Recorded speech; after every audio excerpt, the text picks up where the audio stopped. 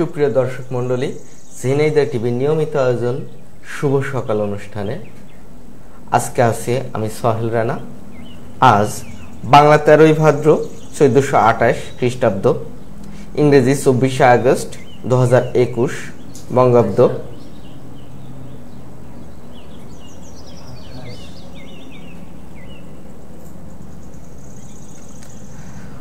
মহরম 1443 হিজরি। আজকে আমাদের ভিতরে উপস্থিত হিসেবে আছেন শারমিনা রিমা। আমরা চলুন অতিথির সাথে পরিচয় হয়ে যাক। কেমন আছেন? আলহামদুলিল্লাহ, ভালো আছি। আপনার পরিচয়টা যদি একটু দেন। আমি Sharmin Akter Rima, Nahar beauty parlour and বুটিক্সের অনার। আচ্ছা আচ্ছা, সব মিলিয়ে কেমন আছেন? আছি মোটামুটি। করোনা করে দেশের অবস্থা তো ভালো না, সেই মুহূর্তে এর মধ্যে যতটা থাকা যায় আর কি। আচ্ছা আচ্ছা, শুভ সকাল অনুষ্ঠানে ঝিনাইদহ টিভির আয়োজনে আজকে যে আপনি অতিথি হিসেবে আসছেন, আজকে কি সকাল করে উঠছেন নাকি এর আগেও এইভাবেই ওঠেন? না, আমি সকালে উঠে ফজরের নামাজটা আদায় করি, তারপরে যা অন্য কাজ থাকে সেগুলো করি। আচ্ছা আচ্ছা, তো আজকে যে ঝিনাইদহ টিভির স্টুডিওতে আপনাকে আমন্ত্রণ জানানো হয়েছে, সকাল সকাল একটা অন্যরকম ভাব, কেমন লাগছে আপনার? খারাপ না, ভালোই লাগছে। ভালো লাগছে। আপনার পরিচয়টা যদি দেন, সংক্ষিপ্ত পরিচয়। আমার পরিচয়, আমি Sharmin Akter Rima, Nahar beauty parlour and boutiques, এটাই। আর কোনো পরিচয় নাই?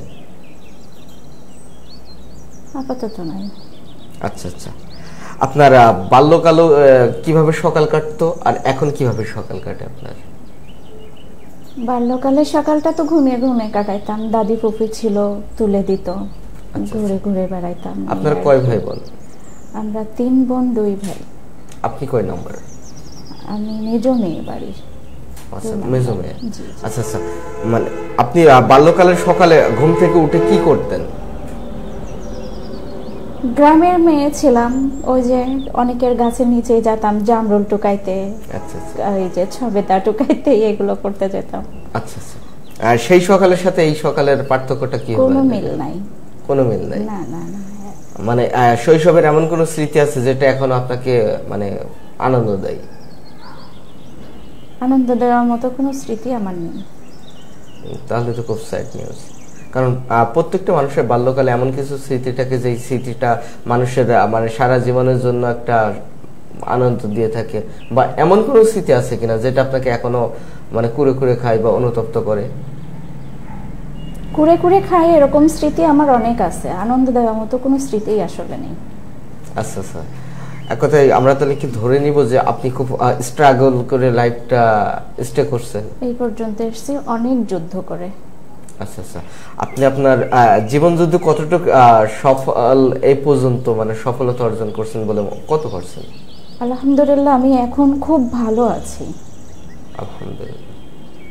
যা আমি গত 15 বছর আগে ছিলাম না। আর এই 15 বছর আমি যুদ্ধ করা শিখছি, যুদ্ধ করে এই পর্যন্ত এখন খুবই ভালো রাখছে আল্লাহ আমার। আসলে আপনি আপনার জীবন যুদ্ধে আরো এগিয়ে যান। অবশ্যই সকলের তরফ থেকে আপনার প্রতি দোয়া এবং অভিনন্দন থাকবে। আর আমরা যে জিনিসটা বলতে চাই, প্রত্যেকটা মানুষের জীবনেই কিছু না কিছু যুদ্ধের মধ্য দিয়ে স্টে করতে হয়। Life is not a bed of রোজ।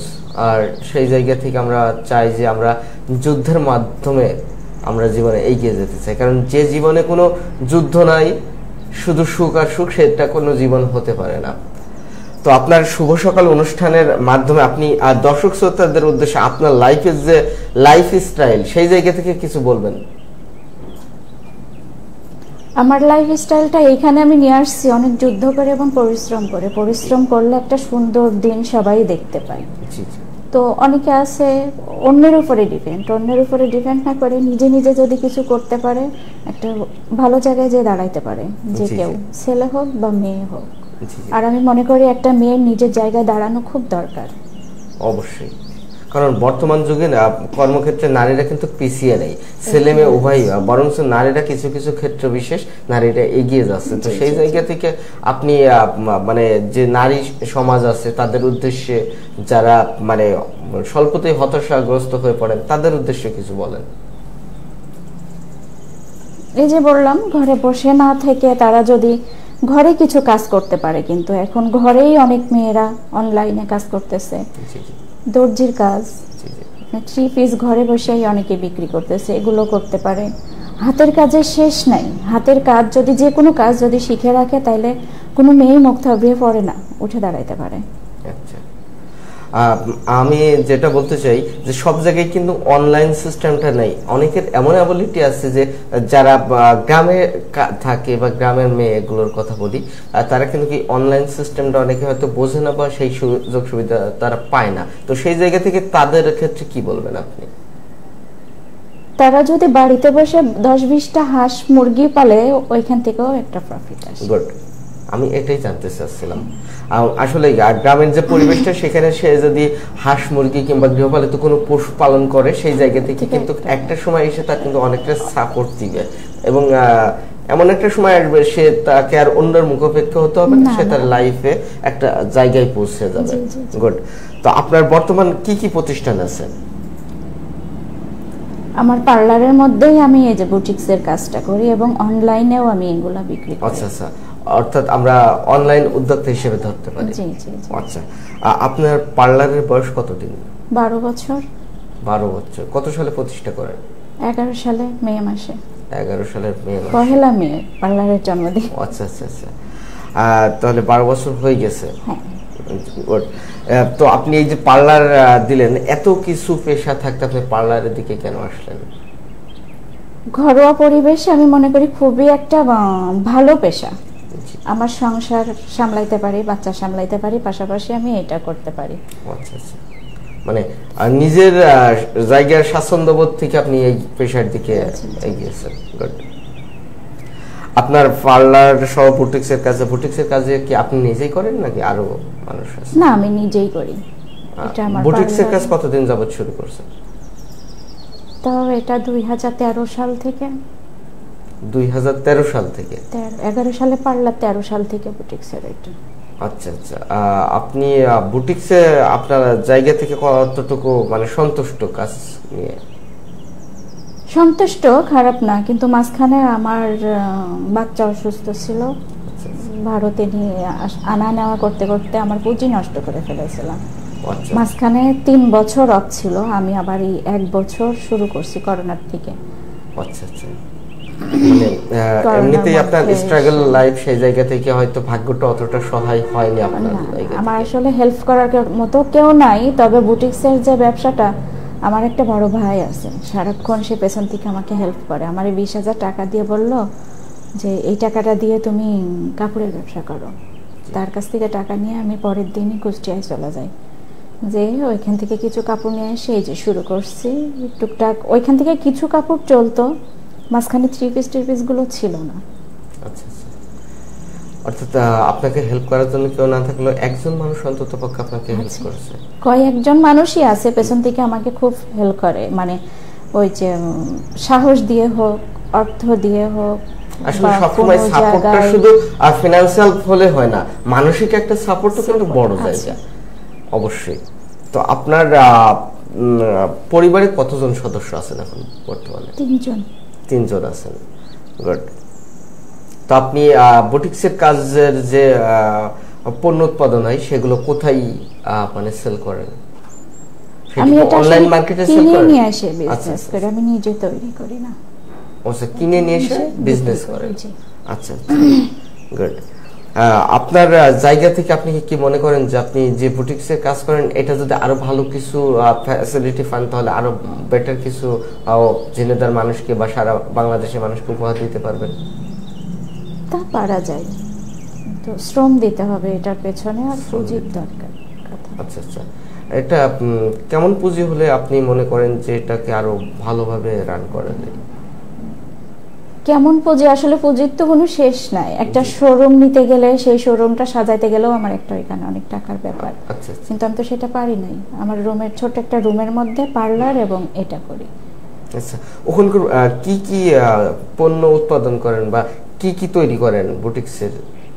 আমি তো তৈরি করি না, মানে কিনে আনেন, কিনে আনার পর সেটা শাড়ি পাঞ্জাবি যেমন থ্রি পিস এগুলো কিনে নিয়ে এসে বিক্রি করা হয়। এটা আপনার জায়গা থেকে, অর্থাৎ আমরা ধরতে পারি যে আপনি একটা উদ্যোক্তা। আচ্ছা আচ্ছা, উদ্যোক্তার যে অনলাইন প্ল্যাটফর্ম, সেই জায়গা থেকে আপনি কি এর সাথে যুক্ত আছেন? আমি আমার মতো করেই চলে, এটা কোন মানে গ্রুপের সাথে অ্যাড যেটা সেটা বলতেছেন নাই?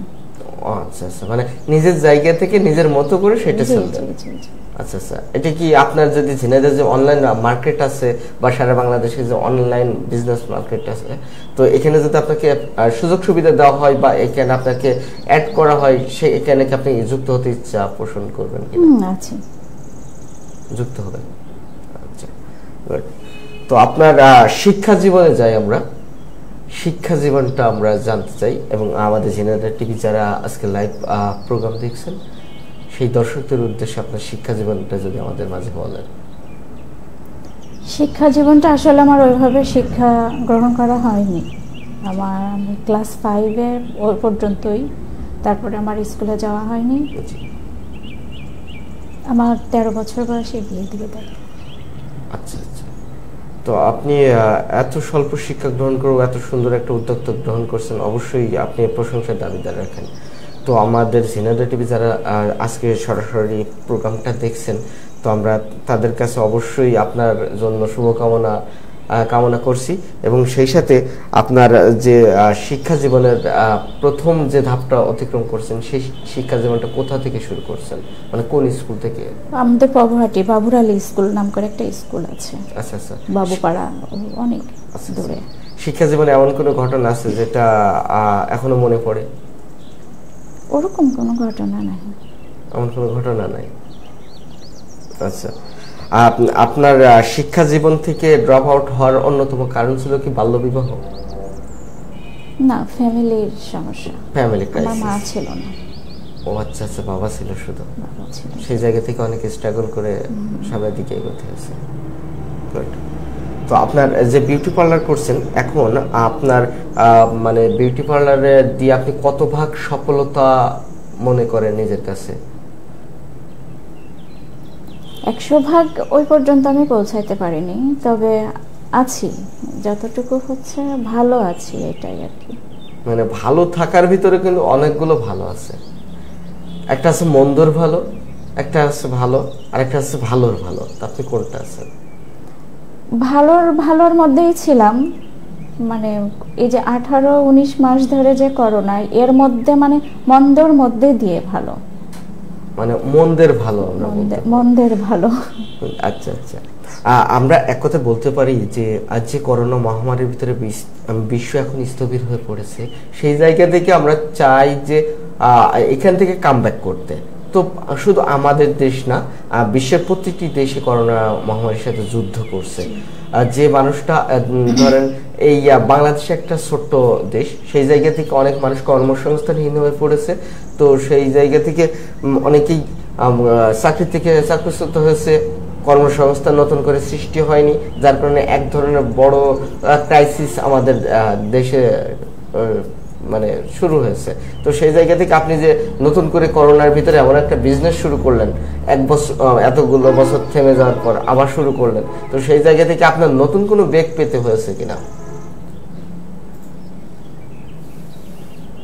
নতুন, আমি করোনার মধ্যে ঘরেই বসেছিলাম। পার্লার যখন বন্ধ হয়ে গেল, তখন তো কিছু না কিছু একটা করতে হবে। আর আমি জানি অন্ন আর বস্ত্র, মানুষ যত কষ্টেই থাকুক না কেন, এই দুটো জিনিস মানুষের মৌলিক জিনিস অবশ্যই।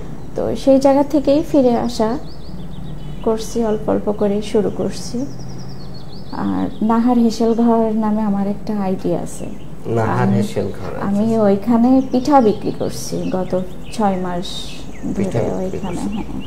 আর 6 মাস আপনি কেমন আর্ন করছেন? খারাপ না, ওটা করতে পারলে ভালো। করতে পারলে ভালো। শুধু পিঠা, পায়েস, তারপরে এই যে ঘরোয়া খাবার যেগুলো, খিচুড়ি, বিরিয়ানি, এগুলো। তাহলে তো আপনি অনেক সুস্বাদু রান্না করতে পারেন।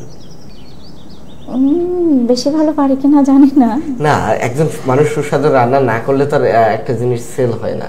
তাহলে তো অনেক আগে মুখ থুবড়ে পড়ার কথা ছিল। সেই জায়গা থেকে আপনি এতদিন রান করছেন, ওইটা তো আমি আগাইতে পারিনি। আমি একটু অসুস্থর কারণে আমি দাঁড়ায় এখন আর রান্না করতে পারি না। আচ্ছা আচ্ছা, মানে করতে পারলে হতো, মানে যারা আমার কাছ থেকে নিছে তারা এখনো মাঝে মাঝে আমারে নক করে। আচ্ছা, এটা আপনার শারীরিক জায়গা থেকে আপনি সেটাকে সাপোর্ট দিতে পারেন না। আচ্ছা, তো আপনার জায়গা থেকে এখন যে আপনার নাহার বিউটি পার্লার, নাহারটা মূলত মানে কার নাম? আমার মেয়ের নাম। মেয়ের নাম। জি। মেয়ে পড়াশোনা করছে কোথায়? ওই যে কাঞ্চননগর কলেজে। কাঞ্চননগর কলেজে। আচ্ছা আচ্ছা, তো আপনি এই যে শুভ সকাল অনুষ্ঠানে আসলেন, তো আপনার নিজস্ব একটা অভিব্যক্তি আপনি যদি আমাদের জেনারেল টিভির দর্শকদের উদ্দেশ্যে কিছু বলেন। নিজের জায়গা থেকে আপনি যে লাইফে স্ট্রাগল করে আসলেন, আপনার মতো অনেকেই আছে, তাদের জীবনের উদ্দেশ্যে আপনার কিছু বলার আছে কিনা? সেই জায়গায় আবার ফিরে যেতে হচ্ছে, যুদ্ধ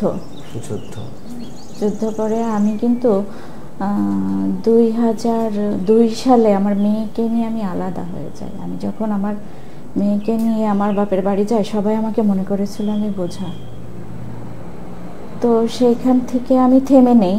আমার মেয়েটা আমার ফুফির কাছে রেখে, আমার ফুফু আমার একটা কর্মে দিয়ে আসছিল, দিয়ে আসার পরে সেখান থেকে সেই কাজটা আমি টুকটাক করে শিখে সেখানে আমি মানে আগাইতে পারি নাই। ওই কাজের জায়গা থেকে এই যে পার্লারের যে কাজটা শেখা, আমার যে গুরুর সাথে আমার পরিচয় হয় 2005 সালে। ওনার সাথে আমার পরিচয় 2005 সালে। তার মানে 2 থেকে ওই পর্যন্ত আমি কিন্তু যুদ্ধ করে আসছি, কোনো জয় আসেনি আমার। পরে আপুর সাথে কথা হয়, আপু বলে আসো আমরা একটা পার্লার করি। তো আসলে ওই সময় আমার কোনো পুঁজি ছিল না যে আমি ওনার সাথে শেয়ার হয়ে পার্লার করব। তারপরে হুট করে আপু হারাইয়ে যায়, আমিও যে কর্মে ছিলাম আমার কর্মটা নষ্ট হয়ে যায়, আগাইতে পারিনি।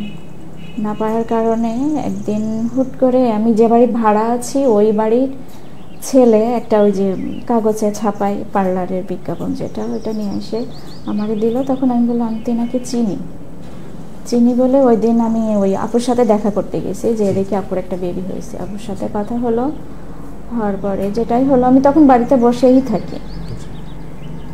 তার 1 মাস পরে রোজা আপু আমারে ডেকে নিল যে বাড়িতে বসেই আছো, আমার হেল্প করার সূত্রে আপুর ওইখানে আমি যাই। যে আমি আপুর সাথে কাজ করি 3 বছর, আমার বেতন ছিল না। আমি একেবারেই আসা যাওয়া রিক্সা ভাড়াটা আমার কোনো মতো দিত। যখন আমি কাজ শিখে গেলাম তখন আমার বেতন দিত। আপনার প্রথম স্যালারি যদি আপনি কিছু মনে না করেন সেটা 1000 টাকা ছিল। 1000 টাকা। ওই যে রিক্সা ভাড়া বাবদ যেটা, ওটা আমার মাসে 1000 টাকা করে দিত, আসা যাওয়া রিক্সা ভাড়া। আপনার যখন বেতন হলো তখন 3000 টাকা। একটা জায়গা থেকে 3000 টাকা কিন্তু বর্তমান প্রেক্ষাপটে বা সেই সময় প্রেক্ষাপটে 3000 টাকা আপনার কতটুকু সহায়ক হিসেবে ছিল বলে আপনি মনে করেন? মানে তখন আমি একটা 500 টাকার ঘরে ভাড়া থাকতাম। আমি রিক্সায় যেতাম না, হেঁটে যেতাম। কত কিলো দূর ছিল? এই হাফ কিলো হবে হয়তো। তো ওই টাকার মধ্যে চলার চেষ্টা করতাম। তখন আমার মেয়েটা ক্লাস 3-তে পড়তো। তার পড়ানোর পাশাপাশি এই তো করতে করতে তখন আমি 10 সালে ওইখান থেকে বের হয়ে আমি আরেকটা পার্লারে ছিলাম। তিনিও আমার 3000 টাকা বেতন দিত। চলার পরে ওইখানে থাকার পরে আমি তখন একটা ওইখানে আমার একজন আপু আছে, দর্জির কাজ করতো। আপুরে আমি বললাম আমার একটা সমিতিতে তোমরা ঢোকাই দাও। গ্রামীণ ব্যাংকে ওরা আমার ঢোকাই দেয়। ওরা তো প্রথমে 10,000 টাকার উপরে বেশি টাকা দেয় না। ওইখান থেকে আমি 10,000 টাকা পাই। আপু আরেকটা সমিতি থেকে ওরা আমাকে বিশ্বাস করে টাকা তুলে দেয়। আমি সেই 20,000 টাকা নিয়ে শুরু করছি সেই পার্লার। বাকি ছিল পরে ওই যে এদিকে কিস্তি টানা লাগতো, তারপরে সাংসারিক খরচ, তারপরে আমি ওই 500 টাকার বাসা ছেড়ে আমি একটা 3000 টাকার বাসায় ভাড়া আসলাম। এদিকে বাসা ভাড়া, যাই হোক টোটাল মিলে ওইখান থেকে শুরু এই পর্যন্ত। আমি মানে এক কথায় আপনার প্রয়োজনের তাগিদে আপনাকে তখন ছুটতে হতো। এদিকে বাসা ভাড়া যেমন বেশি, ওদিকে আপনার মানে পার্লারে খরচ আছে, ওদিকে আরেকটা জায়গা থেকে যেখানে ঋণ নিয়েছেন, সেই টোটাল মিলে আপনাকে। তবে আমার পাশে আরেকজন হেল্প করছে 3 মাস। খাবারের যে বিষয়টা, ওই ব্যাপারী পাড়াতে একটা দোকান আছে, ওই ছেলেরা বলা ছিল যে তুমি 3 মাস আমারে চালাই নিও ভাই, তা ও 3 মাসের খাবার আমার বাসায় পৌঁছাই দিত। পরে আমি ওর টাকাটা শোধ করছি, কিন্তু ও আমার পাশে ছিল ওই বিপদের সময়। আচ্ছা আচ্ছা, ব্যাপারী পাড়ায় আপনি যেখানকার কথা বলেন ওখানে কি তার দোকান? ধরুন আজকে সে লাইভ প্রোগ্রাম দেখছে, তার প্রতি আপনার কোনো বক্তব্য আছে? ওইখানেই তার দোকান, এখনো আছে। আচ্ছা আচ্ছা, মানে আজকে তো সে হয়তো লাইভ প্রোগ্রামটা দেখছে, তো আপনার তার প্রতি কোনো কৃতজ্ঞতা বোধ দিয়ে কোনো খুব কথা শ্রদ্ধা জানাই, এবং এখনো সে অন্য কোনো সময় খবর নেয় না। রোজার একটা মাস রাত্রে আমার ওই সেরি খাওয়ার জন্য রেখে দেয়, আর একদিন করে ইফতারি দিয়ে যায় আমার বাসায় রোজার মধ্যে। আচ্ছা আচ্ছা, এটা ওর দায়িত্ব থেকে ও করে। আচ্ছা আচ্ছা আচ্ছা, গুড। তাহলে কি আমরা তার নামটা আজকে শুনতে পারি স্টুডিওতে? এত মহান ওর নাম শওকত। শওকত, আচ্ছা আচ্ছা। তার উদ্দেশ্যে আপনার কোনো কথা আছে কিনা? না, এখন আর। তবে তাকে আমি খুব শ্রদ্ধা করি, ছোট ভাই হিসেবে তাকে আমি শ্রদ্ধা করি। তারপরে সেইখান থেকে ফিরে আসার পরে এখন কিন্তু আমার পেছনে অনেকেই আছে, কিন্তু প্রথম পর্যায়ে ও আমাকে হেল্প করেছে, এখন আমাকে অনেকে হেল্প করে পেছন থেকে। আসলে আমরা যে কথাটা বারবার বলতে চাই যে সৃষ্টিকর্তা কিন্তু কোনো না কোনোভাবে মানে মানুষের জন্য তার রহমত বর্ষণ করে রাখেন, সেটা কোনো ব্যক্তির মাধ্যমে হোক, কোনো জিনিসের মাধ্যমে হোক। এটা আপনি কতটুকু বিশ্বাস করেন? আমি 100% বিশ্বাস করি। কারণ করি আমি, আমার মেয়েটা কিন্তু প্রতিবন্ধী। এই মেয়ে নিয়ে একমাত্র সৃষ্টিকর্তার উপরে ভরসা করেই কিন্তু আমি আজকে এই পর্যন্ত। মানে মানে খুবই একটা মর্মান্তিক জীবনের কথা আপনি তুলে ধরলেন। আসলে প্রত্যেকটা মানুষের জীবনেই কিছু কিছু ঘটনা থাকে, আমরা যে যেখানেই থাকি না কেন সেই জায়গা থেকে সেই জীবনটা যদি আমরা একটু তাৎপর্যপূর্ণভাবে ভেবে দেখি, তখন আমরা বুঝতে পারি যে জীবনটা কত কষ্টের। আমরা যদি বলতে চাই, সেই একটা কথা বলতে চাই যে একজনের জুতো নেই বলে তার মন খারাপ হয়েছিল, একটা অনুষ্ঠানে যাবে, জুতো নেই বলে মন খারাপ হয়েছিল, কিন্তু সে হেঁটে যেতে যেতে দেখে যে একজন মানুষের 2টি পা নেই, তখন তার দুঃখটা মানে দূর হয়ে গেল যে আমার তো পা আছে, জুতো আছে, কিন্তু ভালো জুতো নেই বলে আমি কষ্ট পাচ্ছি, কিন্তু ওই মানুষটা যে 2টা পা নেই, তাহলে আমার থেকে সে কতটা কষ্টে আছে। আসলে কিছু কিছু জিনিস আমাদের বাস্তবে দেখে অনুধাবন করা দরকার, এবং সেই জায়গা থেকে যদি আমরা অনুধাবন করি তাহলে আমাদের হয়তো অনেক কিছু থেকেই কষ্টটা লাঘব হয়ে যাবে, তাই না? তো আপনি আজকে যে অনুষ্ঠানে আসলেন, অনুষ্ঠানে এসে আপনার কেমন লাগছে? ভালো লাগছে।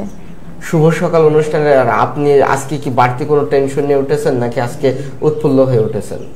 না, কোনো টেনশন নিয়ে উঠিনি। সকালে ঘুম থেকে উঠে ছোট বোনের ফোন দিলাম, আমার এক জায়গায় প্রোগ্রাম আছে, চলো। তো আমি সে সামনে দাঁড়াইছি, ও রেডি হয়ে আসলো, ওরে নিয়ে চলে আসছি। আচ্ছা আচ্ছা আচ্ছা। তো আপনার আজকে ঝিনেদা টিভির স্টুডিওতে এসে আপনাকে আমন্ত্রণ করা হয়েছে, এবং সেখানে এসে আপনি যে আজকে আপনাকে নিজেকে প্রেজেন্টেশন করছেন, তো আপনার কেমন লাগছে?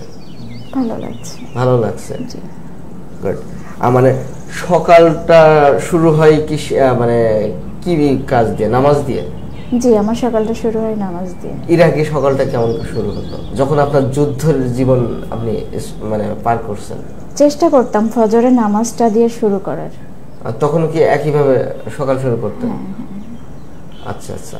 আর যখন খুবই ছোট ছিলেন, বাল্যকাল, তখন কি ঘুমের ভিতর দিয়ে সকাল অতিবাহিত হতো, নাকি সকালে উঠে অন্য কোনো কাজের মধ্য দিয়ে অতিবাহিত হতো?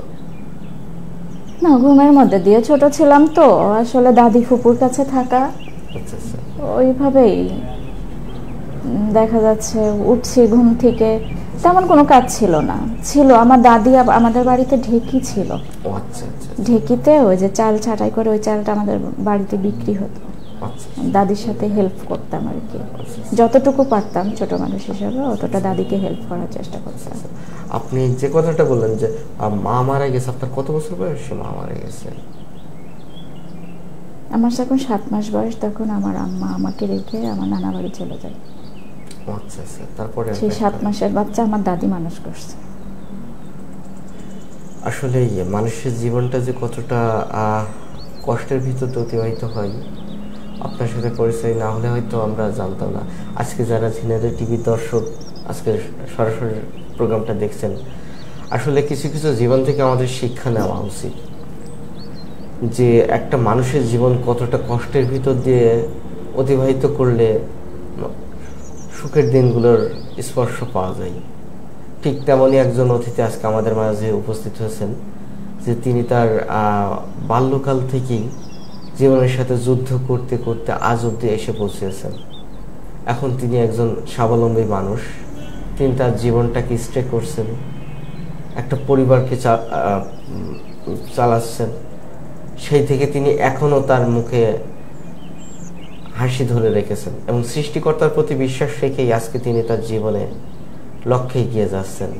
আমরা আরো আরো উত্তরোত্তর সমৃদ্ধি কামনা করি, যেমন মানুষের জীবনে যাতে সুখের দিনগুলো আরো বেশি হয়। আপনি মানে যখন তাদের কাছে ছিলেন তখন কি আপনার পরিবার থেকে আপনাকে বা আপনার নিজের কাছে কেমন মনে হতো যে অন্যদের মা আছে আপনার মা নাই? তখন ওই সময়টা আসলে বুঝতাম না, মানে দাদির মুখ দেখে বড় তো মা কি জিনিস বুঝতাম না। যখন আমি নিজে মা হয়েছে তখন বুঝছি যে মা এমন হয়। আচ্ছা আচ্ছা। দাদি পুপিরা আপনার খুব আদর স্নেহ দিয়ে? দাদি খুব ভালোবাসতো, আমার ভালোবাসতো। সুপ্রিয় দর্শক মন্ডলী, আমরা ঝিনাইদহ টিভির নিয়মিত আয়োজন শুভ সকাল অনুষ্ঠানের ছোট্ট একটা বিরতিতে যাচ্ছি। বিরতির পর আবারও আমরা ফিরে আসবো আমাদের অনুষ্ঠানে। সে পর্যন্ত আমাদের সাথে থাকুন, ভালো থাকুন। ইনসাফ এখন একটি ফোন কলে 30 মিনিটের মধ্যে ইনসাফ হোম ডেলিভারি সার্ভিস পৌঁছে দিবে আপনার পছন্দের সকল বাজার সদাই, তাও আবার একদম ডেলিভারি চার্জ ছাড়া এবং বাজার দরে। তাই কোনো পণ্য কিনেই ঠকবেন না, গুণে মানে ও দামে। ইনসাফ দিচ্ছে নিত্য প্রয়োজনীয় সকল সতেজ টাটকা শাকসবজি, মাছ, মাংস, চাল ডাল সহ সকল মুদিদ্রব্য ও দেশি মুরগির ডিম, দেশি গরুর দুধ, নিজেদের ভাঙানো বোটা ছাড়ানো মরিচের গুঁড়া, হলুদের গুঁড়া, ধনিয়া গুঁড়া, গমের লাল আটা, সরিষার তেল, খাঁটি মধু এবং এলপি গ্যাস সিলিন্ডার। কি নেই ইনসাফ হোম ডেলিভারি সার্ভিসে? এক প্ল্যাটফর্মে সকল পণ্য পেতে এখনই কল করুন। ইনসাফ হোম ডেলিভারি সার্ভিস ঝিনাইদহের প্রতিষ্ঠান, আমাদের সকলের প্রতিষ্ঠান। ভেজালের ভিড়ে অর্গানিক ও বিষমুক্ত পণ্য সংগ্রহ করে গ্রাহকের কাছে পৌঁছানোই আমাদের অঙ্গীকার।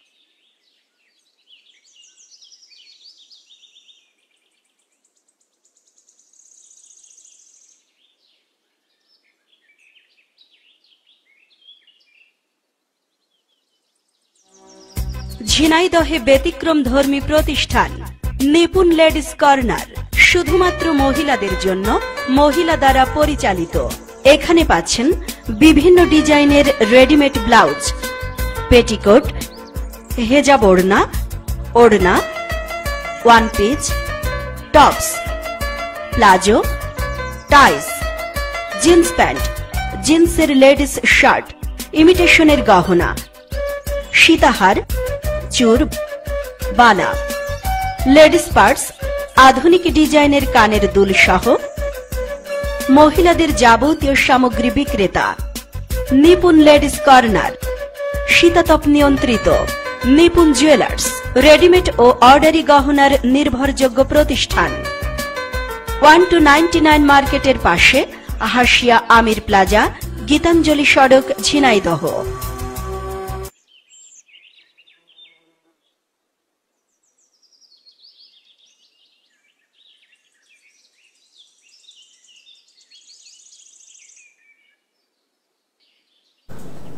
সুপ্রিয় দর্শক মন্ডলী, বিরতির পর আবার আমরা ঝিনাইদহ টিভির নিয়মিত আয়োজন শুভ সকাল অনুষ্ঠানে ঘুরে আসলাম। সে পর্যন্ত আমাদের সাথে থাকার জন্য অনেক অনেক ধন্যবাদ। আর কেমন লাগছে এখন? মানে বোরিং ফিল লাগছে নাকি ভালো লাগছে? না, ভালো লাগছে। ভালো লাগছে। আপনার পার্লারের কাস্টমাররা মানে আপনার কেমন? মানে এখন তো প্রতিটি অলিতে গলিতে পার্লার আছে, সেই জায়গা থেকে আপনি পার্লারের কাস্টমারদের নিয়ে কতটা সন্তুষ্ট? আমার কিছু কাস্টমার আছে, এই কাস্টমারগুলো নিয়ে আমি সন্তুষ্ট, কারণ আমার পাড়ায় পার্লারের অভাব নাই। জি জি। আমার যে কাস্টমারগুলো আছে আমারে না পাইলে ফিরে যায়, অন্য কোথাও কাজ করে না, আবার ফোন দিয়ে আমার সাথে যোগাযোগ করে পুনরায় আসার চেষ্টা করে। এই যে একটা পাওয়া যে ওরা আমাকে ছাড়া কাজ করে না, এটা আমি নিজে একজন দক্ষ মনে করি। একটা কথা বলতে চাই যে অনেকেই আছে যে জিনিসটা হয় যে মানে এখন কিন্তু মানুষ খাবার জন্য কম সংখ্যক মানুষ মরে, এখন মানুষ মরে তার মৌলিক মানে কি বলবো আকাঙ্ক্ষা নিয়ে। সেই জায়গা থেকে একটা মানুষ যখন ভালো কোনো কাজ পায় তখন কিন্তু মানুষ অর্থের দিকে খেয়াল করে না, তখন ওই ভালো কাজটাকে সে প্রাধান্য দেয়। যে 2 টাকা বেশি লাগুক আর কম লাগুক সেটা কিন্তু সে মুখ্য বিষয় দেখে না। তো সেই জায়গা থেকে আপনার সংসার সবকিছু সামলিয়ে এবং কাস্টমাররা যে এইভাবে আসে, তো আপনি মানে নিজের জায়গা থেকে কতটুকু সন্তুষ্ট? আমি আমার প্রত্যেকটা কাজের উপরে একটা টাইম আছে, যে টাইমের মধ্যে আমি এই কাজটা করে ফেলবো, বাকি সময়টা আমার পার্লারে দিব। জি জি। সমাজে একটা নেতিবাচক ধারণা আছে যে পার্লারে যাওয়াটা ঠিক না, সেটা আপনি কি মনে করেন? এই ধারণাটা আমি ভালো মনে করি না। জি জি। কারণ পার্লার মানে অনেকেই মনে করে একটা কেমন জায়গা, জন্য আসলেই কেমন জায়গা না। পার্লার একটা আমি মনে করি এই সমাজের মা বোনদের নিয়ে আমি ওই ঘরে কাজ করি আমার পার্লারে, এবং যারা আসে তারাও ভদ্র ফ্যামিলির থেকেই আসে। যদি ওরকম কিছু হতো তাহলে তারা আসতো না, এত দিনের এই প্রতিষ্ঠান আমি টিকাইয়েও রাখতে পারতাম না। অবশ্যই। আর আমি চেষ্টা করি, আমি আমার সন্তানটাকে যেমন করে ভালোবাসি আমিও চেষ্টা করি আমার প্রতিষ্ঠানটাকে ভালোবাসার জন্য, কারণ ওটার উপরে দাগ পড়ে গেলে আমার রুজি রুটির জায়গাটা বন্ধ হয়ে যাবে। পার্লার দেওয়ার পর থেকে মানে পার্লার যখন শুরু করেন আপনি 20,000 টাকা নিয়ে একটা পার্লার শুরু করছিলেন। হ্যাঁ, 20,000 টাকা নিয়ে। সেই জায়গা থেকে এখন আপনার পার্লারের যে ইনস্ট্রুমেন্ট মানে আর কিছু হলে আপনি পার্লারটাকে কি আরো বড় করেন, নাকি আপনি একা কাজ করেন পার্লারে, একা পরিশ্রম করেন, নাকি একাই পরিশ্রম করি? মাঝে মাঝে কিছু ছোট বোনরা বা বড় বোনরা আসে আমার কাছে কাজ শেখার জন্য। আমার কপাল ভালো, যারা কাজ শিখতে এসে কেউ 2 বছর 3 বছর 4 বছর থেকে যায় কাজ শেখে, বা ওই পাশাপাশি হাত চালু রাখার জন্য অনেক সময় ধরে এরা আমার কাছে থাকে। ওই সুযোগে মানে পার্লারে মেয়ে রাখা কম হয়।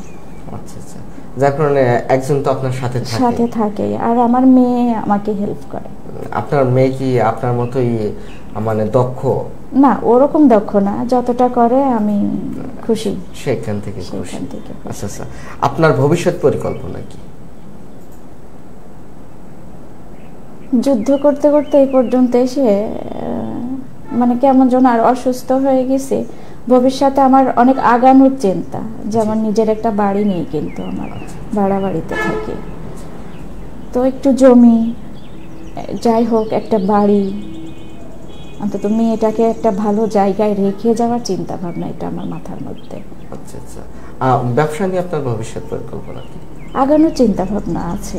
জি, মানে ব্যবসা এখানে পার্লার স্টে করবেন, নাকি শহরের ভিতরে আনবেন, নাকি ওখানে আরো বড় কিছু করবেন? ওইখানেই বড় কিছু করলে ভালো হয়, কারণ শহরমুখী অনেকেই পার্লারে যেতেও চায় না।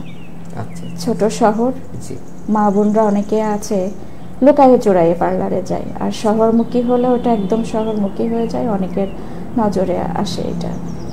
আচ্ছা আচ্ছা, আপনি বর্তমান সরকার কিন্তু অনেক সহায়ক পূর্ণ কাজ করে থাকে, তো সেই জায়গা থেকে সরকার যদি আপনাকে সাপোর্ট করে বা কোনো জায়গা থেকে আপনি সাপোর্ট পান, তাহলে আপনার ব্যবসাটাকে আরো ভালোভাবে রান করতে চান? হ্যাঁ, ব্যবসাটা ভালোভাবে রান করতে চাই। আচ্ছা আচ্ছা, আপনার পার্লারে মানে মান্থলি কেমন আর্নিং হয় আপনি মনে করেন? হয়, খারাপ না, ভালোই হয়। ভালো হয়। আচ্ছা আচ্ছা, আপনার মেয়ে তো এখন কলেজে পড়ছে, কোন ইয়ারে পড়ছে? সেকেন্ড ইয়ারে। ইন্টার সেকেন্ড ইয়ারে। আপনার মেয়েকে নিয়ে নতুন কোনো স্বপ্ন আছে কিনা, নাকি তাকে পড়াশোনা শেষ করে একটা জায়গায় তাকে সেটিং করে দিই? ওর একটা চাকরির চিন্তা ভাবনা আছে। আপনার মেয়ের নাম, পুরো নামটা কি? বিপি আক্তার নাহার। বিপি আক্তার নাহার। নাহার আপনার মেয়ের নামকরণে আপনার পার্লার? আচ্ছা আচ্ছা আচ্ছা, গুড। আপনার মেয়ে কি আপনাকে সব কাজে হেল্প করে? কিছু কিছু কাজে হেল্প করে, সে নিজেই ওই যে একটু সমস্যা শারীরিকভাবে সব কাজে হেল্প না করতে পারলেও করে যতটা পারে আর কি।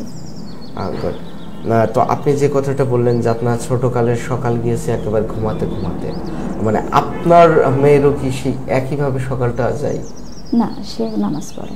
নামাজ পড়ে, গুড। এটা হচ্ছে সৃষ্টিকর্তার সবচাইতে বড় নিয়ামত যে আপনারা মা মেয়ে দুজনই সৃষ্টিকর্তার কাছে প্রথমেই নামাজ দিয়ে দিনটা শুরু করেন। এখনো কি নামাজ পড়ে সে? হ্যাঁ, নামাজ পড়ে সে, 5 ওয়াক্তে নামাজ পড়ে। আপনার মেয়ের কোনো ইচ্ছা অপূরণ আছে, এমন কোনো কষ্ট আপনার আছে কিনা? না, তার ওরকম কোনো ইচ্ছা নেই, আমি যেটা বলি ওইটাই। যদি আমি এখন বলি যে এটা না এটাও, তাই মেনে নেয়। আপনি যেটা বলেন সে সেটাই গ্রহণ করে। অর্থাৎ আপনার যেমন স্ট্রাগল পূর্ণ মন মানসিকতা ঠিক মেয়েকেও ঠিক একইভাবে তৈরি করেছেন। চেষ্টা করি। গুড। প্রত্যেকটা মানুষের জীবন স্টে করতে গেলে কিন্তু কিছু না কিছু পাওয়া না পাওয়ার গল্প থাকে। তো আপনার জীবনের যতটুকু আপনি আমাদেরকে অবগত করলেন, আজকে ঝিনাইদহ টিভির নিয়মিত দর্শকদেরকে অবগত করলেন, সেই জায়গা থেকে না পাওয়ার গল্পটাই আমরা বেশি শুনলাম। তো এমন কোনো জিনিস আছে যেটা পেয়ে আপনি খুব খুশি হয়েছিলেন আপনার জীবনে? ওরকম কোনো স্মৃতি নাই আমার, যে মানে একটা ছোট্ট জিনিস প্রাপ্তি তো খুব বড় হলেও অনেকেই খুশি হয় না, আবার খুব ছোট জিনিসও খুশি হয়। মানে এমন কোনো দিন আছে যে এই দিনটা মানে খুবই খুশির দিন আপনার কাছে মনে হয়? না, ওরকম কোনো দিন নাই আমার কাছে। কেন যেন মনে হয় সব দিনই সমান। ঈদের দিন মানুষ আনন্দ ফুর্তি করে, আমি কিন্তু শুয়ে ঘুমাইয়ে কাটাই। আমার মনে হয় এই দিনটাও এমন একটা দিন, কেন জানি না। আসলে প্রত্যেকটা মুহূর্তটাকে উপভোগ করতে হয়। উপভোগ করার সময়টা যদি আমরা অন্য দিনের মতো কাটাই, তাহলে অন্য দিনের সাথে সেই দিনের কোনো পার্থক্য থাকে। হয়ে গেছে 4 দেয়ালের মাঝখানে থাকতে থাকতে এটা আমার হয়ে গেছে, মানে অভ্যাস হয়ে গেছে। তো এখন কেমন মনে হয়? এখন মেয়ে বড় হচ্ছে, আপনি আপনার ব্যবসায় দিকতে স্যাটিসফাইড হচ্ছেন, এখন কেমন মনে হয়? আমার সারাক্ষণ কাজ করতে ভালো লাগে। সারাক্ষণ কাজ করতে ভালো লাগে, কাস্টমার থাকলে আমার ভালো লাগে, আমি ওই জায়গাটাই খুশি। যেহেতু আপনার সবকিছু ডিপেন্ড করে এটার উপরে, সুতরাং সেই জায়গা থেকে সেটা যতটা আপনার সাপোর্ট দিবে ততটা আপনি খুশি হবেন। আর আছি, আমি একটা সংগঠনের সাথে জড়িত আছি, অঙ্কুর নাট্য একাডেমি। অঙ্কুর নাজিমউদ্দিন জুলিয়াস ভাইয়ের সাথে কিছু সময় কাটাই কোনো প্রোগ্রামে হলে, এই সময়গুলো ভাইয়ের সাথে কাটাই। আচ্ছা আচ্ছা। আপনি কি সংগঠনের অন্য কোনো কাজ করেন কিনা? যেমন সেখানে নাটক আছে, গান আছে? আমার মেয়ে নাটক করে। ওয়াও। আমি অঙ্কুরের আজীবন সদস্য। গুড। না, আপনার মেয়ে এ পর্যন্ত কয়টা নাটকে অংশগ্রহণ করেছে? 13-14টা নাটক হবে। 13-14টা। আপনার কতটুকু সন্তুষ্ট নাটক নিয়ে? ওইখানে যারা মুরব্বীরা থাকে, আমি আসলে অনেক সময় দেখা যায় কম সময় দিই, কিন্তু যাদের মুখ থেকে শুনি যে না ও খুব ভালো করছে বা এটা সেটা, যারা নাটক বোঝে, যখন শুনি তখন খুব ভালো লাগে। আচ্ছা আচ্ছা। আপনার নিজের জায়গা থেকে কখনো মানে এই পথে হাঁটা হয়েছে কিনা নাটক? না না, নাটক করিনি আমি। তাই? আর সবই বাস্তবের সাথে অভিনয় করতে হয়েছে? জি জি। নাটকে অভিনয় করার সুযোগ হয়েছে, আমি করিনি। মানে অফারের ভাইয়া আমার যথেষ্টবার বলছে, আমি করিনি। আচ্ছা আচ্ছা। তো এখনো কি মেয়ে নাটক করে? হ্যাঁ, রিহার্সাল চলছে এখনো। যে মুজিব মানে মুক্তি নাটকটা সবটাই মানে মঞ্চে উঠবে, ওই নাটকটা করতেছে। যখন রিহার্সাল করে আপনি কি সাথে এসে তাকে রিহার্সালে নিয়ে আসেন নাকি মেয়ে একা আসে? না, ও একা আসে, কখনো আমি যাই, সময় থাকলে যাই, সময় না থাকলে আসলে যাই না। আচ্ছা আচ্ছা। মানে শুভ সকাল অনুষ্ঠানে আজকে আমরা যে সকাল সকাল অতিথি হিসেবে আপনি আমাদের স্টুডিওতে আসছেন, তো অন্য দিনের মতো আজকের দিনটা আপনার ফজরের নামাজ দিয়ে শুরু হয়েছে, তো আলাদা কোনো মানে অনুভূতি কাজ করছে কিনা আপনার ভিতরে?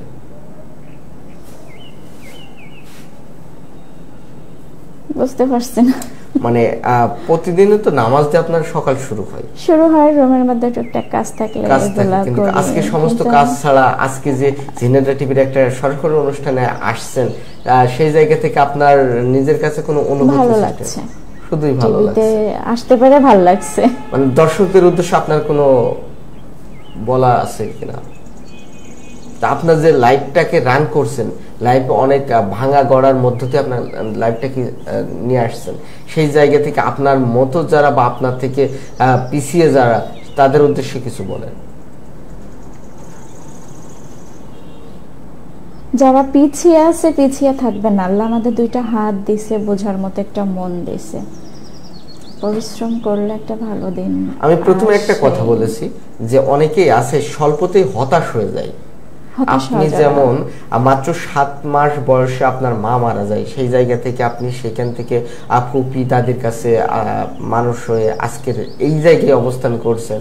তো সেই জায়গা থেকে যাদের মা বাপ ওই অবস্থায় মারা যায় বা তারপরে মারা যায়, অনেকে পরিবার থেকে সাপোর্ট পায় না, নানান গ্লানি, সামাজিক গ্লানি মানে সইতে হয়। তো সেই জায়গা থেকে আপনি তাদের উদ্দেশ্যে কিছু বলেন যারা এখনো আপনার মতো পরিবেশে বা আপনার মতো পথে আসতে পারেনি। এই পর্যন্ত আসতে গেলেও আসলে ধৈর্যের ব্যাপার, অনেকের ভিতরে ধৈর্য থাকে না। জি জি। অনেকে একটা ভালো লাইন বেছে নেয়, অনেকে আবার বে লাইনে চলে যায়।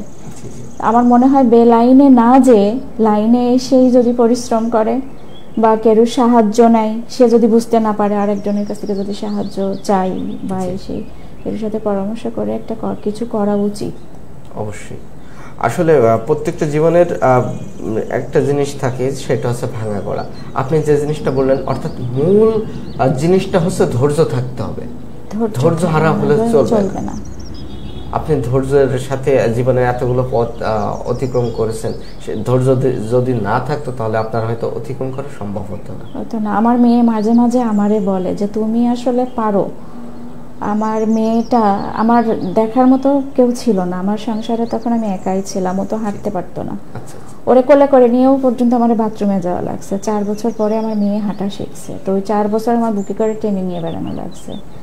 তারপরে আমার বোনের 2টা বাচ্চা আছে, ওর আমার বোনটা মাথায় একটু সমস্যা, ওর একটা ছেলে একটা মেয়ে এখনো আমার কাছে আছে। ছেলেটা 5-এ পড়ে, মেয়েটা ক্লাস 3-তে পড়ে। তো এই যে এই বাচ্চাগুলো, অনেকের একটা বাচ্চাই সামলাইতে পারে না, আমার ঘরের মধ্যে 3-3টা বাচ্চা, ঝড় ঝামেলা সামলাইতেও হয়। অর্থাৎ ধৈর্য যেটা সেটা। আর আমরা একটা কথা জানি যে সৃষ্টিকর্তা মানুষ যারা সৎ পথে থাকেন, সৎ মানুষ হিসেবে জীবনযাপন করেন, তাদের বেশি দুঃখ আসে, কষ্ট আসে, যন্ত্রণা আসে, কিন্তু সৃষ্টিকর্তা কোন ওসিলায় তাকে উদ্ধার করে সেটা তিনিই ভালো জানেন। কিন্তু অসৎ পথে যখন চলা হয়, তখন তিনি যে জিনিসটা করে আপনাকে কোনো বিপদে ফেলবে না, কিন্তু এমন সময় এমন একটা বিপদে পড়বেন যেখান থেকে আর কামব্যাক করার মতো কোনো সুযোগ আপনার থাকবে না। এটা আপনি কতটুকু বিশ্বাস করেন? আল্লাহর উপরে ভরসা করে চললে আমার মনে হয় না সে কোনো বিপদে ফেলে। এটাই আসল কথা, কারণ তার উপরে ভরসা করলে সে একাই যথেষ্ট। সৎ মানুষের জীবনে বিপদ বেশি, কিন্তু উদ্ধার করেন সৃষ্টিকর্তাই। কিন্তু অসৎ মানুষের ভাগ্যে বিপদ হয় না, আর যদি একবার হয়ে যায় সেখান থেকে কামব্যাক করার মতো তার কোনো ওয়ে থাকে না। এটাই তো। আপনার মেয়ে এখন কি আপনার কাজে সাহায্য করে? কম বেশি। সে কি পার্লারের কাজ পারে? অল্প অল্প পারে। অল্প অল্প পারে। আচ্ছা আচ্ছা। তো আমরা আজকে যারা জেনারেল টিভি নিয়মিত আয়োজন দেখছে, তো আমরা প্রত্যেকটা দর্শককে আপনার জীবন থেকে অনেক শিক্ষা নেওয়ার বিষয়টা যেটা উঠে এসছে, সেটা যেন অবশ্যই শিক্ষা নেয়। এবং আমরা বলতে চাই যে জীবনে এমন কিছু পথ অতিক্রম করতে হয় যে পথগুলো মানুষকে মানে স্ট্রাগল করতে শেখায়। শুধু যদি হাসি থাকলো সেটা কিন্তু কোনো জীবন না। দুঃখ কষ্টের মধ্য দিয়ে সুখ থাকবে, দুঃখ থাকবে, তার ভিতর দিয়ে জীবনটা অতিক্রম করলে তার একটা সঠিক স্বাদ পাওয়া যাবে। তো আপনি এখন সর্বশেষ মনে করেন আপনাকে নিজের জায়গা থেকে একটা অবস্থান তৈরি করা, মানে নিজের বাড়ি, নিজের মেয়েকে সেটেল করা, এই বিষয়টাই আছে আপনার ভবিষ্যৎ পরিকল্পনা। আচ্ছা, আপনার মেয়েকে নিয়ে আপনি ভারতে গিয়েছেন বলেছেন, কতবার ভারতে গিয়েছেন? 4-5 বার, তারও বেশি। 4-5 বারের বেশি। মানে আপনি যে কথাটা বললেন যে আপনার মেয়ে হাঁটতে পারতেন, সেই সমস্যা নিয়ে নাকি অন্য কোনো সমস্যা? পরে সে হাঁটা শিখছে। সে যখন এসএসসি পরীক্ষার টাইমে অসুস্থ হয়ে গেল। আচ্ছা আচ্ছা। তার একটা সমস্যা, নিঃশ্বাস আটকায় যায়। পরে বাংলাদেশে অনেকগুলো ডাক্তার দেখানো হয়, দেখানোর পরে কেউ কোনো ভালো রেজাল্ট দিতে পারে না, ধরতেই পারে না যে ওর কি সমস্যা। পরে চিন্তা করলাম পাসপোর্ট করে ওরে ইন্ডিয়ায় নিয়ে গেলে। এই কাজে সাহায্য করছে আমার বান্ধবী আর বান্ধবীর হাজব্যান্ড। পাসপোর্ট করা থেকে তার একটা ছোট বাচ্চা ছিল, সেই বাচ্চা দুধ খাইতো, সেই বাচ্চাকে নিয়ে আমার মেয়ে নিয়ে আমারে নিয়ে ওরা প্রথমে ভারতে চলে গেল। এটা কত সালের ঘটনা? 17 সালের ঘটনা। 17 সালে সর্বপ্রথম ভারতে যায়। পরে ওইখান থেকে মেয়েরে ডাক্তার দেখাইয়ে পুরো বডি টডি চেক আপ করছে, এখানে ওর একটা ট্রিটমেন্ট দিল। যে ডাক্তার ওরে দেখে আর আমার মুখ তাকাই থাকে, কেন তা আমি জানি না, আমারে কিছু বলেও না। তারপরে ওইখানে 5 দিন থাকার পরে আমরা আবার বাংলাদেশে ব্যাক করি। তখন ওইখান থেকে বলে দিয়েছিল ওকে ফিজিওথেরাপিটা দেওয়ার জন্য বা ভারতে থেকেই দেওয়ার জন্য। তা আমার আসলে তো টাকা পয়সা ছিল না, আমি ওকে ভারতে থেকে থেরাপিটা দিতে পারিনি। বাংলাদেশে নিয়ে এসে এখানে একটা প্রতিবন্ধী সংস্থা আছে আরাপপুর জামতলা, ওইখানে নিয়ে যে ওর গত 4 মাস থেরাপি দেওয়া হয় আর ওই ওষুধ চলে। তারপরে মনে হলো কিছুটা ভালো, আবার মাঝে মাঝে মেন কথা হলো ওর টেনশন করলে ওর নিঃশ্বাস আটকায় যায়, ওরে কোনো টেনশনে রাখা যাবে না। আমি যতদূর জানি আরাপপুর জামতলা ওখানে মনে হয় ফিজিওথেরাপিস্ট ডাক্তার আছেন ডাক্তার শামীম ভাই, তিনি অত্যন্ত একজন ভালো মানুষ, মানে আর তার যিনি মিসেস আছেন সেও একজন ভালো মানুষ, আর তিনি অসাধারণ একজন মানুষ। আসলে সৃষ্টিকর্তা যে মানে পৃথিবীর বুকে এত ভালো মানুষ তৈরি করেন, আমি হয়তো অত কাছ থেকে না দেখলে বুঝতে পারতাম না। আমি অবশ্য তাদেরকে চিনি, সেই জন্য আমি বললাম। তো এখন আপনার মেয়ে কতটুকু সুস্থ? এখন সুস্থ সে। একথা আপনি যে কথা বলেন যে তার টেনশন করলে তার সমস্যাটা বৃদ্ধি পায়, টেনশন না করলে সে স্বাভাবিক। আর ধন্যবাদ আপনাকে জেনেরা টিভির স্টুডিওতে আসার জন্য। আপনার জীবন থেকে আমরা অনেক কিছু শিক্ষা গ্রহণ করব। আর জেনেরা টিভি নিয়মিত দর্শক যারা আছেন, আজকের সরাসরি সম্প্রচার দেখছেন, তাদেরকে অনেক অনেক ধন্যবাদ। বেশি বেশি লাইক, কমেন্টস এবং শেয়ার করে আমাদের সাথে থাকবেন। প্রতিদিন 7:30টায় শুভ সকাল অনুষ্ঠান দেখার জন্য আবার আমন্ত্রণ জানাচ্ছি। আজকের অনুষ্ঠান এখানেই সমাপ্তি করছি। ধন্যবাদ সকলকে। ভালো থাকবেন, সুস্থ থাকবেন।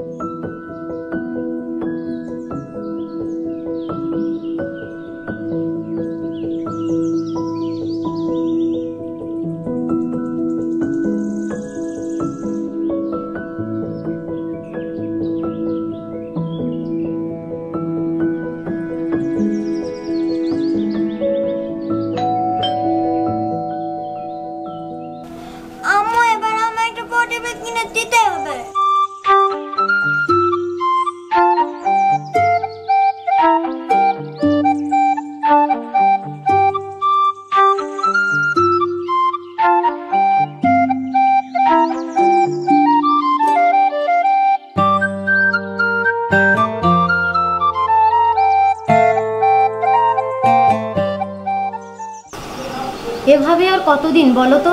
বাচ্চাটা তো বড় হচ্ছে নাকি? ফার্নিচারের যে অবস্থা, একজন আসলে বসতেও দিতে পারি না। দেখো, যে বেতন পাই তাতে সব সাধ্যে কুলায় না। তবে ফার্নিচারের যা দাম, একটু ধৈর্য ধরো, আস্তে আস্তে সব কিনে দেবো।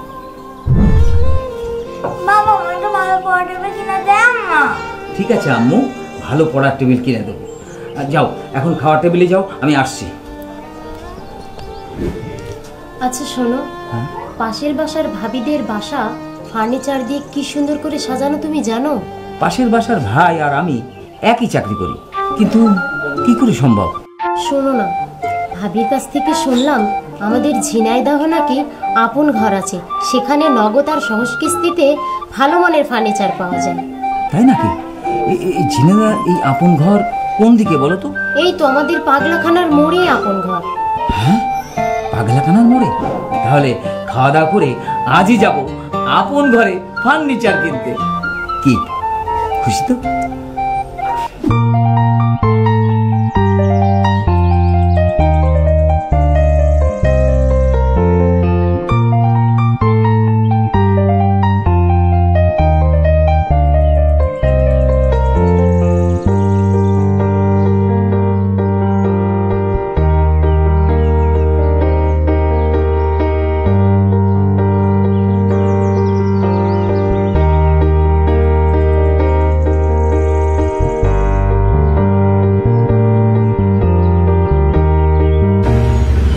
আপনারাও আপনাদের আপনজনকে নিয়ে আপন ঘরে আসুন, আপনার ঘরকে আপন করে সাজান।